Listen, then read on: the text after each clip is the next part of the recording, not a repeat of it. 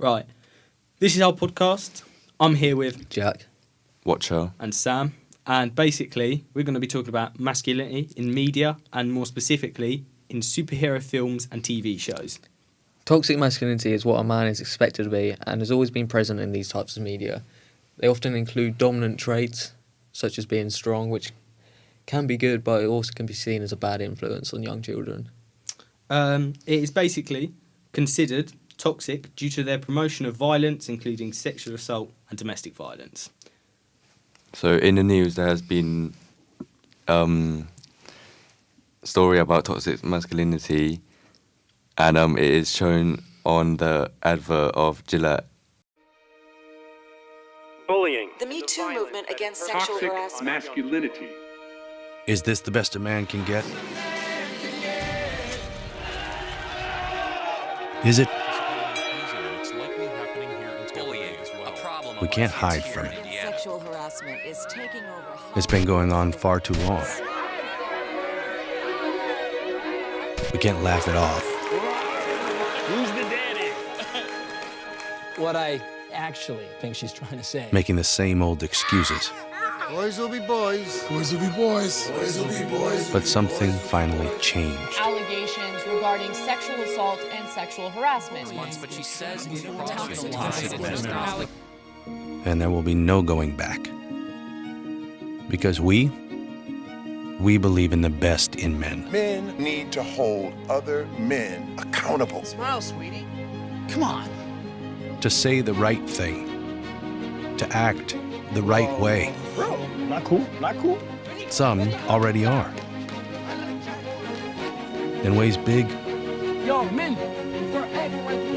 and small. I am strong.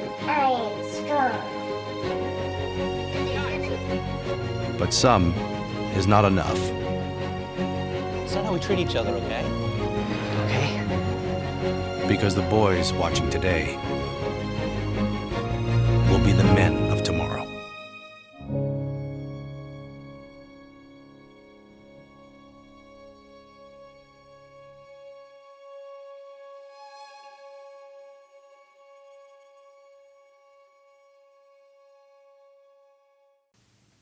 So, what do you guys think about the Gillette advert? I mean, it outlines the problems with toxic masculinity. Yeah, I think the fact that there has been a lot of backlash from it, from a lot of people, shows that there was a need for it, and change still does need to come, but it's also important to note it doesn't cover that it's still okay to be masculine. There's a difference between toxic masculinity and masculinity. I think you're right. I think it's still fine to be masculine, and it does outline stuff that is fair enough, because sexual assault and domestic violence is not right. But I feel that really, I don't know. Do you feel there was a need for the advert? I don't know. Yeah, to just spread out the word. But it I got think a lot of it's backlash. it's nothing groundbreaking, but there is a need to raise awareness, and it has done that. They've raised awareness, Yeah. but I feel they've just outlined things we already knew. We know they're bad things to do. Most men do. I think, as you should know. Yeah, you'd like to think Yeah. so. Look, yeah, I know. I'm sure that's.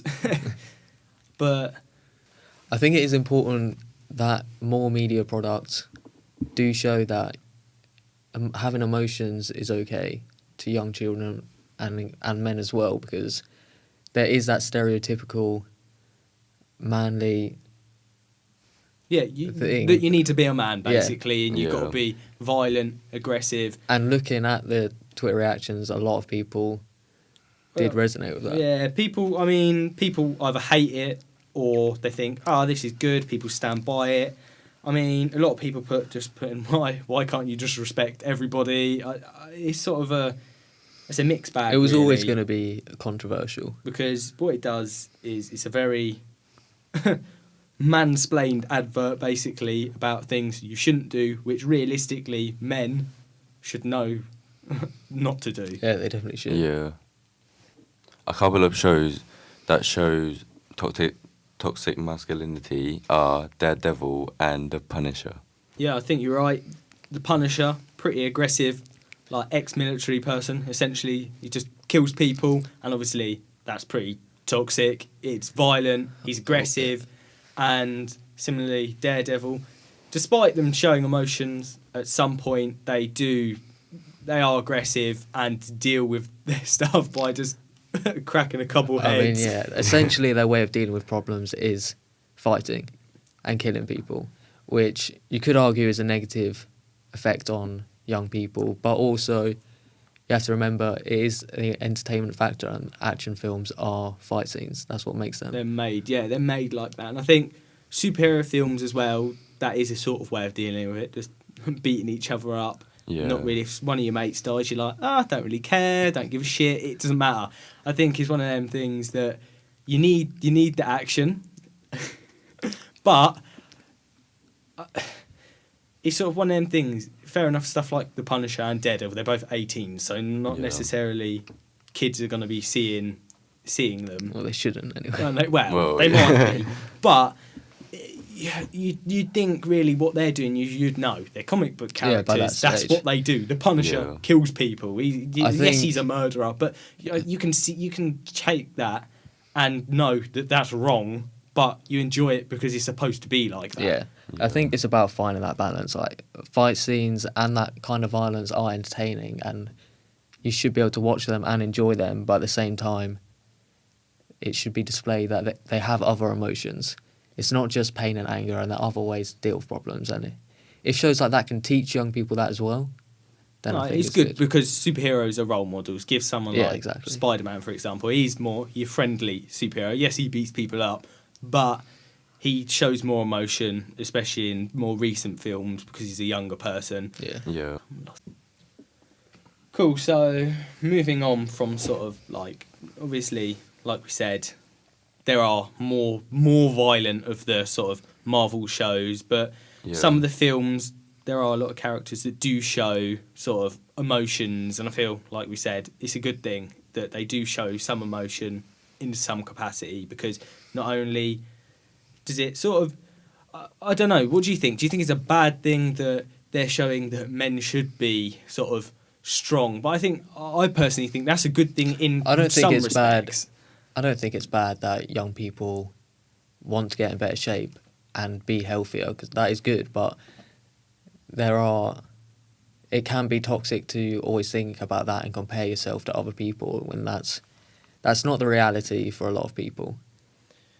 I do think, though, the problem is obviously toxic masculinity is sort of like the bad traits of men. I know it's being aggressive and violence and stuff, but it is also like all your sort of sexual assault and domestic violence. And I think that superheroes especially, they don't really outline that because it doesn't need to. They don't do that because they know right from wrong to an extent. Obviously, they beat people up. Obviously, that's seen as not right in a lot of ways. Yeah. But I think them being role models, yes, they're strong characters, they're brave, and I think that's a good role model, because if a younger child sees that, they're like, oh yeah, I want to be like that. But also they shouldn't get the wrong idea. If they're not super fit or active, I don't think that's a problem necessarily, because they can still like them. They can still be as strong as them mentally, because exactly. I think also the unrealistic nature of superhero films makes it much more suitable, as even when children watch it, they can understand that is not real life. Yeah. And you don't have to be exactly like them, and you can't be. You can't be. Yeah, you're right. You can't be like them. So them fighting and flipping and flying and stuff, it's unrealistic, isn't it? Yeah.